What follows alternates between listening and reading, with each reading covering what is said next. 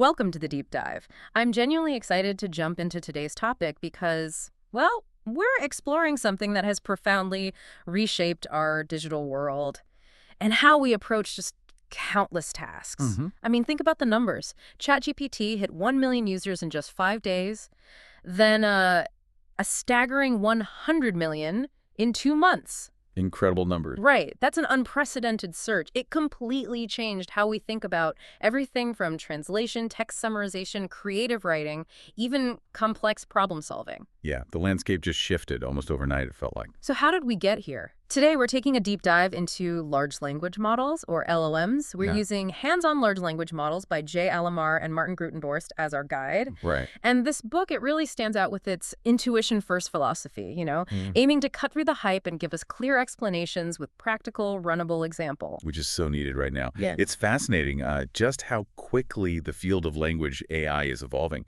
So our mission for you today is really to demystify LLMs. Yeah. We'll explore their foundational concepts, how they actually work, and their, well, incredibly diverse practical applications, from truly understanding human language to powering advanced search and, generating creative text. Mm. We'll extract the core insights Mm-hmm. so you don't just feel informed, but you genuinely grasp the underlying magic of this technology. Precisely. Whether you're getting ready for a big meeting or maybe just catching up on this fast-moving field, or honestly, if you just have a burning curiosity about how these systems function, we're going to give you the essential nuggets, the what and the why of LLMs, all in hopefully an engaging way. Okay, so to set the stage a bit, language AI, it's basically a specialized area within artificial intelligence. Right.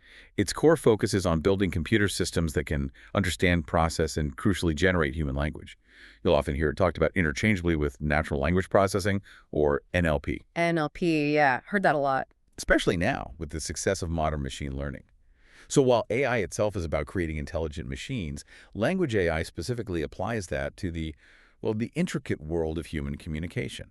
And it was the advent of LLMs that truly supercharged this field. I mean, they empower machines to understand and generate language that's so remarkably human-like. It's just opened up a universe of new possibilities. Absolutely. The authors of our source material even dubbed 2023 the year that drastically changed language AI. It really felt like a pivotal moment, didn't it? It really did. What, in your view, made that year so transformative beyond just those crazy user numbers? That's a great question, because beyond the headline-grabbing growth, 2023 really solidified the public's understanding of what LLMs could do. Ah. It was the year these models, often refined through instruction tuning, became widely accessible. And they demonstrated this general-purpose capability that honestly surprised even many researchers. Right. But here's where it gets interesting. The definition of LLM itself is actually quite a fluid concept. Ah. Yeah.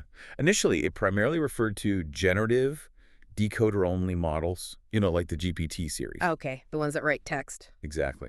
But the term has broadened.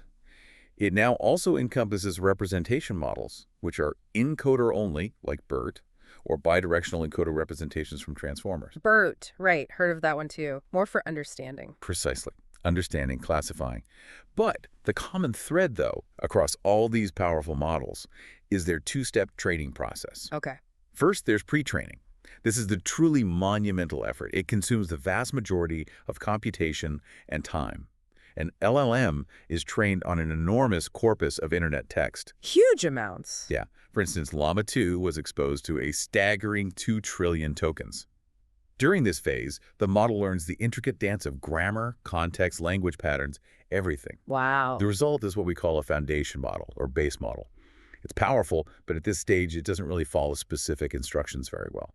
So it knows language, but not what to do with it yet. Kind of, yeah. Then comes the second and equally crucial step, fine-tuning.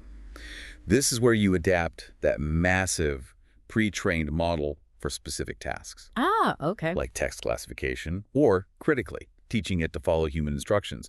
And this saves immense computational resources because that pre-training phase is so incredibly costly. Right, millions of dollars, potentially. Exactly. Often out of reach for most individuals or smaller organizations. Yeah. It's like having a master chef teach an apprentice all the basics, then fine-tuning them for a specific cuisine. That's a great analogy. So if we pull back the curtain a bit, dive into the fundamental building blocks. These models don't just process raw text as we see it, do they? No, not at all. They break it down into small chunks called tokens. Tokens, right. The process, called tokenization, is handled by a tokenizer. And what's fascinating here is that how text is tokenized profoundly dictates how the model sees and processes language. It directly impacts its ability to handle different data types, even reason across them. Okay, so the way it's chopped up matters. A lot. Our book highlights this perfectly with different tokenizers. For example, BERT's uncased tokenizer. It's designed to be case insensitive, so capitalization might become something like capital hashtag techitization. Okay, loses the caps. Right. But then you have GPT-2's byte pair encoding, or BPE, that preserves capitalization, even new line breaks. So it allows for a different kind of contextual understanding. I see. And for specialized tasks, you get something like StarCover2, which is tailored for code. It uses unique tokens for repository names, file names, and importantly, assigns individual tokens to digits. Oh, interesting. So 600 becomes 600, a small detail, but it drastically improves its ability to represent and reason about mathematical concepts. Compared to just seeing 600 as one weird word. Exactly. A stark contrast to how a general text model might handle numbers.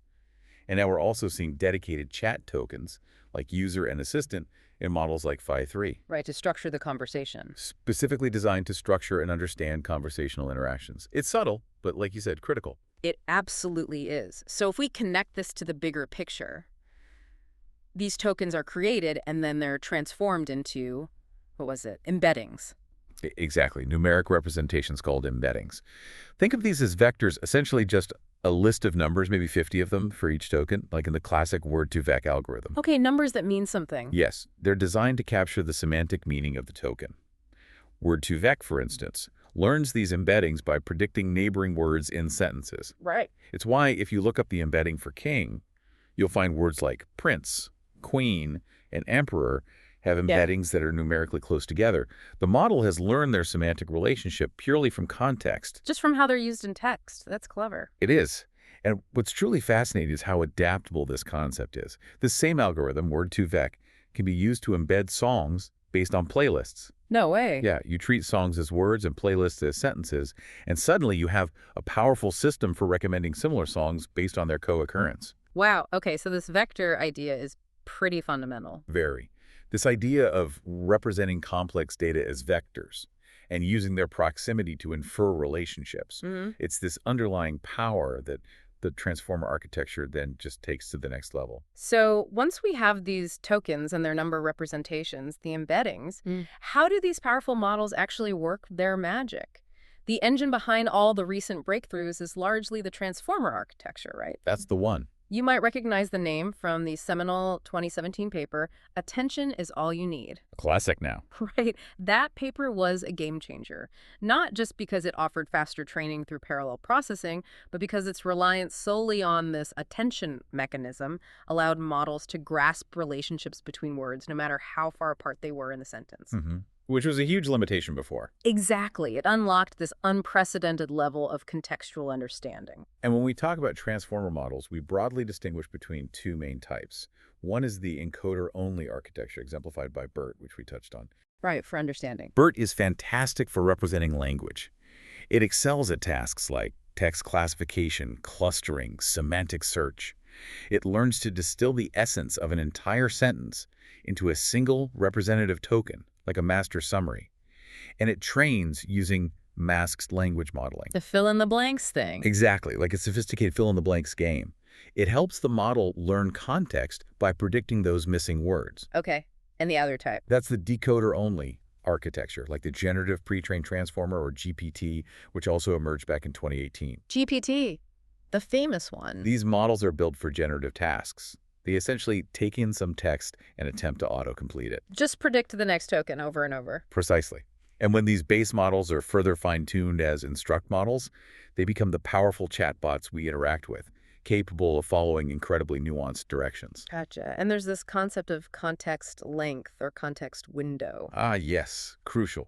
That's the maximum number of tokens a model can process at any given time. Think of it as its short-term memory. And a neat trick during generation is that this context window actually expands as the model creates new tokens, keeping the recent conversation in view. Right, so it remembers what it just said. Up to a point, yes. And it's remarkable how transformers achieve their speed during text generation. Because of their parallel processing capability, each token in the input can flow through its own computation path simultaneously, mostly. Okay. But to avoid redundant calculations when generating subsequent tokens, because you only add one token at a time, they employ a clever trick called caching. Caching, like in web browsers. Similar idea, storing results you've already computed. The book provides a great illustration. Generating 100 new tokens might take about 4.5 seconds with caching enabled on a T4 GPU, Okay. but a whopping 21.8 seconds without it. Wow, that's a huge difference. Massive. This caching of intermediate processing steps, the keys and values in the attention mechanism, dramatically speeds up the subsequent token generation. It makes the user experience much, much smoother. That makes total sense. So, okay, once we understand how these powerful transformers work, the natural next step is what can we actually do with them in the real world? Right, the applications. LLM applications are incredibly diverse and impactful. Take text classification, for instance. It's used everywhere, right? From sentiment analysis on, say, Rotten Tomatoes movie reviews to categorizing customer feedback. And the book outlines a few ways to do this. You can use task-specific models, like a fine-tuned Roberta. Which is a variant of BERT, yeah. Right, optimized for robust language understanding. Or you can leverage general-purpose embedding models, like that all-internet-based V2 you mentioned. Yep. Generate versatile text representations, and then just train a simpler classifier, like logistic regression, on those embeddings. Which is often much faster and cheaper to train. It makes sense. Yeah. You can even do zero-shot classification by describing your labels, like this is a negative movie review, and comparing their embeddings to the text you want to classify. Kind of amazing that works. It is. And of course, generative models like FLAN T5 or even ChatGPT can classify text just by instructing them in the prompt. Yeah, just tell it what you want. Building on that, text clustering and topic modeling are really powerful, unsupervised techniques. Unsupervised, meaning you don't need pre-labeled data. Exactly. Clustering groups similar text based on their semantic content and lets you efficiently categorize large volumes of unstructured text. Imagine grouping documents about sign language together from a vast collection without reading them all. That'd be useful. Very. And a modular framework called BERT combines this clustering with traditional statistical methods like TF-IDF to represent these topics with clear keywords. Okay, so it finds groups and tells you what they're about. Right. And what's neat is you can even use external LLMs like GPT 3.5 to generate more informative, human-readable topic labels. It adds a layer of intelligence and clarity to the whole process. That's a really elegant way to make sense of huge amounts of data. But, this raises an important question. How do we make LLMs more factual, less prone to what we call hallucinations? The million-dollar question. It's a challenge everyone faces, right? That's where semantic search and org come in, I gather. Precisely. Semantic search itself was a monumental shift. It allows you to search by meaning, not just keywords. Huge difference. Yeah, Google and Microsoft Bing adopted this early on, dramatically improving their search results by understanding user intent. Okay, so search got smarter. How does ARG fit in? So retrieval augmented generation, or RAG, has really emerged as a leading method to effectively reduce model hallucinations. Okay. RAG works by adding a crucial search step before the generation happens. It retrieves relevant, factual information from a designated data source, maybe internal company documents, a specific book, a knowledge base. So trusted information. Yeah, exactly. And then it provides that factual context directly to the LLM in the prompt. The model then uses this grounded information to generate a more accurate and reliable answer. Ah, so it's not just relying on its vast but sometimes flawed memory? Correct. This approach is particularly powerful for chat with my data applications. It allows users to interact with specific trusted information without the LLM needing to have memorized it all beforehand. It's like giving the model a library card and telling it exactly which book to consult before it speaks. That makes a lot of sense for factual accuracy. Now, all this incredible technology, especially working with these massive models, it sounds like it requires immense computing power. Oh, it does. And you'd be right. Training and running these LLMs demands significant hardware. Our source material points out that training the Llama 2 family, for example, cost over $5 million using state-of-the-art A100 GPUs. Yeah, serious hardware. Which certainly creates a real challenge for anyone without massive resources, what the book aptly calls the GPU poor. Yeah, that's a great term for it. And that's precisely why the book, and by extension this deep dive, is really geared towards making this technology accessible for everyone. Okay, good. It highlights that many practical examples can actually be run on free online platforms like Google Colab, which often provides a T4 GPU with 16 gigabytes of VRAM. Which is decent. It's off the minimum suggested amount to start experimenting, yeah. And we're also seeing the fantastic rise of open source models. Like Phi-3. Exactly, like Phi-3 Mini. It can run with less than 8 gigabytes of VRAM or even maybe 6 gigabyte with quantization. This significantly democratizes local use and exploration compared to relying solely on proprietary APIs from companies like OpenAI. Which can get expensive fast. They can add up. So it means you don't necessarily need a supercomputer anymore to get hands-on. That's really encouraging. So beyond the hardware, how you effectively talk to these models, communicate with them, that's a crucial aspect, right? Getting the most out of that. Absolutely. Prompt engineer. Prompt engineering, yeah. At its most basic, a prompt needs just a few key ingredients: a clear instruction, the data the instruction refers to, and sometimes output indicators to guide the model. Tell it what you want clearly. For instance, you might say, text sentence sentiment, just to tell the model you expect a concise, positive, or negative as the output. Sets the format. Exactly. And we also see advanced techniques like in-context learning, often called few-shot prompting. Few-shot, yeah. This is where you provide examples directly within the prompt to guide the model's desired behavior. So if you want it to, say, generate a sentence using a made-up word in a particular style, you'd show it an example first. Give it a template to follow. Right. It's like showing a child a couple of solved math problems before asking them to solve a similar one. And this is where we see LLMs truly shine in reasoning tasks through a technique called chain of thought. Chain of thought. Heard about this. Instead of just asking for a direct answer, you provide examples in the prompt that demonstrate a step-by-step reasoning process. Show your work. Basically, yeah. For complex tasks like mathematical problems, this helps the model think before answering, distributing its computational effort over the reasoning steps. And this leads to much more accurate and robust outputs. So you're teaching it how to approach the problem. Exactly. Not just what the answer is. Makes sense. And finally, there's output control. This is all about, well, validating and shaping the model's responses to ensure they meet specific requirements. Correct. You need reliable outputs sometimes. You can provide explicit examples of the desired output format, like we mentioned, or use something called grammar constraints. Grammar constraints. Yeah, to constrain which tokens the model is allowed to select next. For instance, forcing it to output in a perfect JSON format. Oh, very useful for programming tasks. Extremely. Or you can even fine-tune the model to consistently produce a specific structure or content type. These techniques are essential for real-world applications where consistency and predictability are absolutely key. Wow. Okay. What an incredible journey we've taken today. I mean, from the fundamental bits of tokens and embeddings all the way to the powerful, attention-driven transformer architecture, and then onto these real-world applications like sentiment analysis, semantic search, and that crucial technique of RAG. We've seen just how profoundly large language models are reshaping our interaction with information. Yeah, it's really been a whirlwind tour. You've hopefully gained a solid insight into the core mechanisms that make LLMs so capable. Yeah. And perhaps more importantly, an understanding of how you can start to engage with them, even with limited resources. Right. The intuition-first approach really allows you to grasp the fundamentals without getting totally lost in the dense math. Why? Which is absolutely essential in this rapidly evolving field. It's about understanding the power that's now increasingly at your fingertips. Absolutely. And as LLMs continue their extraordinary advancements, it's worth remembering. They are powerful tools, yes, but built on intricate patterns and probabilities learned from data. Tools, not magic. Exactly. The real magic isn't just in their ability to generate seemingly human-like text, but in your ability to critically prompt, to evaluate, and to apply them with purpose.